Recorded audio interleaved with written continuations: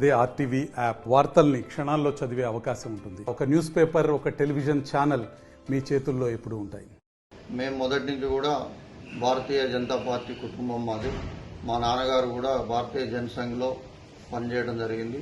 ఆ తర్వాత నేను ఆర్ఎస్ఎస్ స్వయం సేవక్గా, విద్యార్థి పరిషత్ కార్యకర్తగా, ఆ తర్వాత భారతీయ జనతా పార్టీలో ప్రవేశించి జిల్లా స్థాయి వరకు కూడా పనిచేయడం జరిగింది. జిల్లా అధ్యక్షుడిగా, పార్లమెంట్ కన్వీనర్గా, తెలంగాణ ఉద్యమ కమిటీ చైర్మన్గా కూడా భారతీయ జనతా పార్టీ ఇచ్చిన బాధ్యతలను నా శక్తి మేరకు నిర్వహించాం.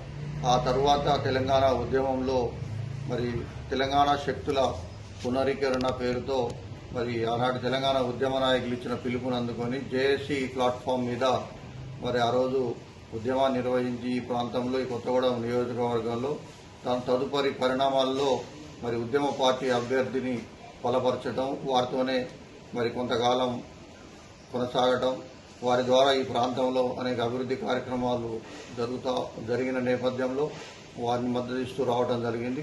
కానీ ఆ తరువాత జరిగిన పరిణామాల్లో మరి ఉద్యమ పార్టీ తన స్వరూపాన్ని కోల్పోయి మరి అందరినీ విస్మరించడం, ఈ ప్రాంత అభివృద్ధిని విస్మరించడం, నిజాయితీ గల నాయకులను పక్కన పెట్టడం, వీటన్నిటికీ మనస్తాపానికి గురై మేము జేఏసీ నుంచి పక్కకు తప్పుకొని మళ్ళా మన దేశ ప్రధాని నరేంద్ర మోడీ గారి పిలుపు మేరకు భారతదేశాన్ని రాబోయే రోజులలో మూడో ఆర్థిక శక్తిగా మరి సుసంపన్నమైనటువంటి భారతదేశంగా మారుస్తానని మరి మోడీ గ్యారంటీ పేరుతో మోడీ గారే స్వయంగా ప్రజలకు పిలుపునివ్వడం, మరొక మాజీ బీజేపీ కార్యకర్తగా మోడీ గారి మీద, బీజేపీ సిద్ధాంతాల మీద ఉన్నటువంటి నమ్మకంతో తిరిగి మరి నేను, నా అభిమానులు, నా శ్రేయభిలాషులు, నన్ను మొదటి నుంచి కూడా అనుసరిస్తున్న కార్యకర్తలు అందరితో కలిసి మరి భారతీయ జనతా పార్టీలో చేరటం జరిగింది.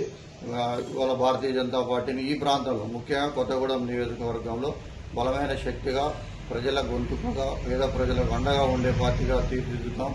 దాంతోపాటు మరి పార్లమెంట్ ఎన్నికల్లో పార్లమెంట్ అభ్యర్థిగా పోటీ చేస్తున్నటువంటి తాండ్ర వినోదరావు గారికి విజయానికి మేము శక్తి మేరకు కృషి చేసి పార్టీని ప్రతి బూత్ లెవెల్కి, ప్రతి ఇంటికి కూడా తీసుకెళ్తామని చెప్పి తెలియజేస్తూ మరి మోడీ గారి నాయకత్వాన్ని విఘ్నులైన ప్రజలందరూ కూడా మద్దతు ఇవ్వాలని, మరి మోడీ గారు ఏదైతే మిషన్ 400 మరి వాళ్ళ మన ముందుంచారో దాన్ని సాధించడం ద్వారా మోడీకి బలమైన శక్తినిచ్చి ప్రపంచంలోనే భారతదేశాన్ని అగ్రగామి దేశంగా నిలపడంలో మోడీ వెనక మేము ఉన్నామని చెప్పి మనందరం ఎలుగెత్తి చాటాలని చెప్పి కోరుకుంటూ భారత్ మాతాకు జై.